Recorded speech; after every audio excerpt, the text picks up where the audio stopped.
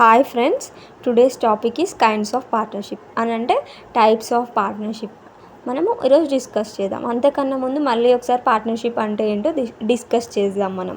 So partnership is an association of 2 or more person having same interest to do some business and share its profits and losses according to an agreement. So ఇప్పుడు మనకి ఇక్కడ at least 2 people ఉంటారు. వాళ్ళు ఏం చేశారని అంటే 2 or more people కలిసి ఒక గ్రూప్ అంటే అసోసియేషన్ లాగా ఫామ్ అయ్యి వాళ్ళకి అన్ని same type of thoughts, same type of business చేయాలనుకుంటారు అనమాట. సో వీళ్ళు ఒక గ్రూప్ లాగా ఫామ్ అయ్యి ఒక బిజినెస్ స్టార్ట్ చేస్తారనమాట. క్యాపిటల్ని కాంట్రిబ్యూట్ చేసి కొంతమంది చేస్తారు, కొంతమంది చేయకపోవచ్చు. కాకపోతే అందరూ ఒక గ్రూప్ లాగా ఫామ్ అయ్యి వాళ్ళు బిజినెస్ స్టార్ట్ చేస్తారనమాట. సో బిజినెస్ స్టార్ట్ చేసి ఆ బిజినెస్ నుంచి వచ్చిన ప్రాఫిట్స్ అండ్ లాసెస్ని షేర్ చేసుకుంటారు. సో ఎలా షేర్ చేసుకుంటారు? ఆ పర్సంటేజెస్ అనేవి వాళ్ళు తీసుకునే అగ్రిమెంట్లో ఉంటాయన్నమాట. అగ్రిమెంట్లో ఇంకా ఏ బిజినెస్ చేస్తున్నాం, రూల్స్ అండ్ రెగ్యులేషన్స్ ఉంటాయన్నమాట. ఎవరెవరికి ఏమేమి పవర్స్ ఉన్నాయి, ఎవరెవరికి ఎంత పర్సంటేజ్ ఆఫ్ ప్రాఫిట్ ఇవ్వాలి అని అగ్రిమెంట్లో ఉంటుంది అనమాట.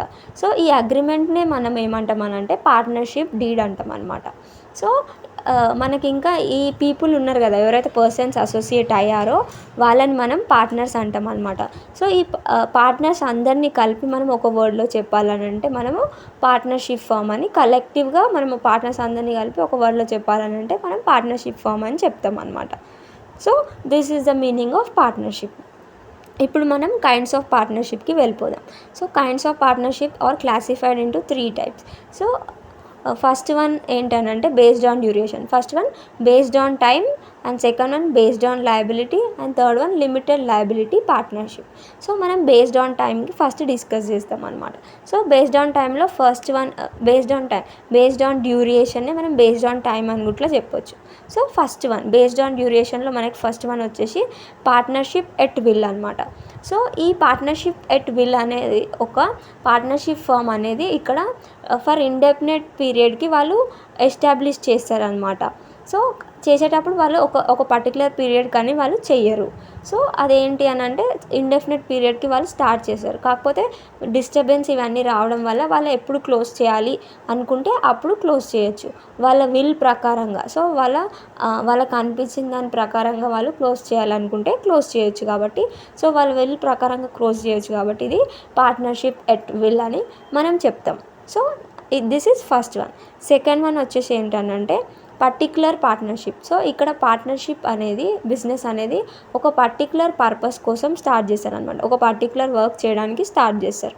సో ఆ పర్టిక్యులర్ వర్క్ అనేది అచీవ్ చేయగానే, అయిపోగానే ఆ పార్ట్నర్షిప్ ఫామ్ అనేది క్లోజ్ చేస్తారు అనమాట. So that is why it is called as particular partnership. So these are 2 types of partnerships under partnership based on duration. And second type వచ్చేసి partnership based on liability. So first one వచ్చేసి ఇక్కడ partnership based on లయబిలిటీలో first one వచ్చేసి general partnership. So general partnership అని అంటే ఏంటి మనకి ఇక్కడ అంటే ఏ పార్ట్నర్షిప్లో ఫామ్లో అయితే పార్ట్నర్స్ యొక్క లయబిలిటీ అన్లిమిటెడ్గా ఉంటుందో ఆ పార్ట్నర్షిప్ని మనము, ఆ టైప్ ఆఫ్ పార్ట్నర్షిప్ని మనము జనరల్ పార్ట్నర్షిప్ అని చెప్తామన్నమాట. So this is general partnership. General partnership is a partnership where the liability of the partner is unlimited. So this is first one. Second one వచ్చేసి ఏంటి మనకి limited partnership. So limited partnership అని అంటే when the liability of the partner at least one partner, అంటే అందరు పార్ట్నర్స్లోకి వెళ్ళి ఒక్క పార్ట్నర్కైనా liability అనేది లిమిటెడ్గా ఉన్నప్పుడు ఆ టైప్ ఆఫ్ పార్ట్నర్షిప్ని మనము లిమిటెడ్ పార్ట్నర్షిప్ అని చెప్తామన్నమాట. సో ఈ లిమిటెడ్ పార్ట్నర్ ఎవరైతే ఉన్నారో అంటే ద పార్ట్నర్ విత్ లిమిటెడ్ లయబిలిటీని మనము స్పెషల్ పార్ట్నర్ అని పిలుస్తాం అనమాట. సో అండ్ హిజ్ లయబిలిటీ అనేది టు ద ఎక్స్టెంట్ అనమాట. అతను ఎంత క్యాపిటల్ అయితే కాంట్రిబ్యూట్ చేసిండో అంతవరకే అతను లయబిలిటీ అనేది కట్టాలి. So it is limited to the extent of the capital contributed by him అని మనం చెప్పొచ్చు.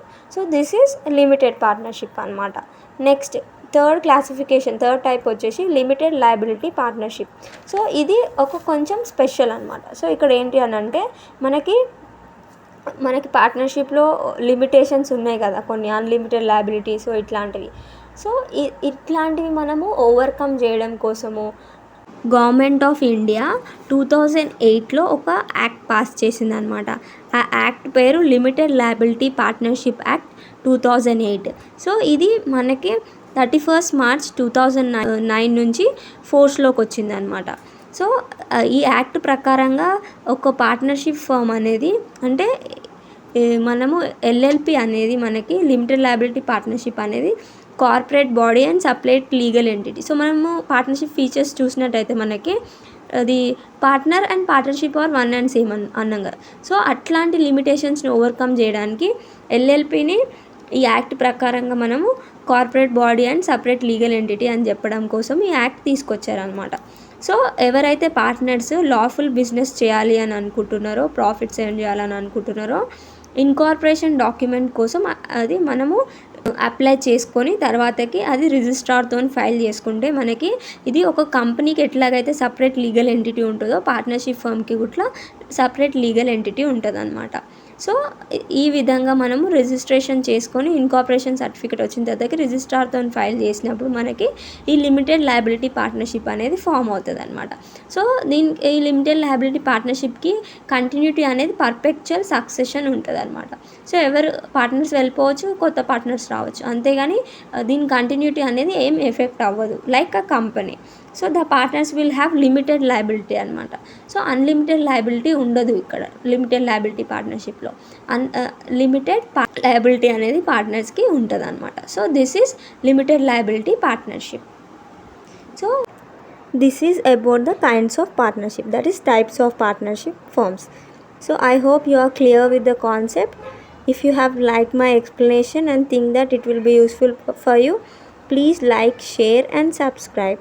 Thanks for watching.